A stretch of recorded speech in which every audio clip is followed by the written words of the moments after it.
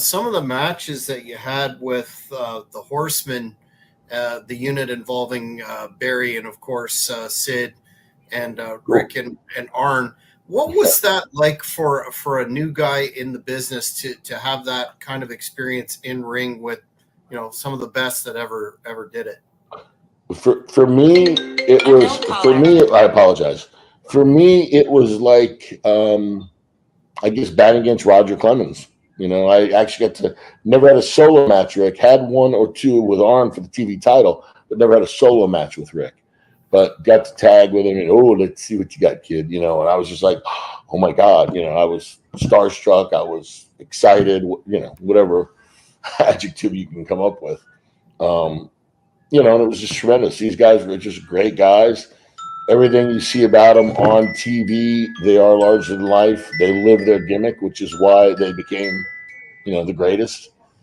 After I lost my parents, first my mother, then my father, I spent 5 or 6 Christmases with both Rick and Arn in Charlotte, because they're like, Chief, we don't want you to be alone, boom, boom, boom. And just great guys, great friends. They really were. They made me an integral part of their families, and that was a huge compliment for me. And then forget it, when Flair would come over and we'd go hit Ebor, and oh God. And now he lives here, fortunately, and he's still partying hard. Like you've never seen. He'll be 75 this weekend, and his own weed now. Pardon? Did you think at 75 he'd be releasing his own weed? How funny is that, Cap? And he's never, myself out, I would have even tried it. And he was never a drug guy, always a drinker, never a drug guy. And he's 75 getting stoned out of his mind with Mike Tyson.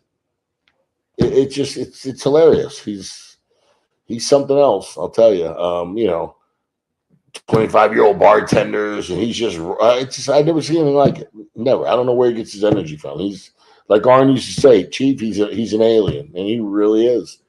His all his health stuff comes back great. The doctor says, he's like nothing I've ever seen. Truly living his gimmick.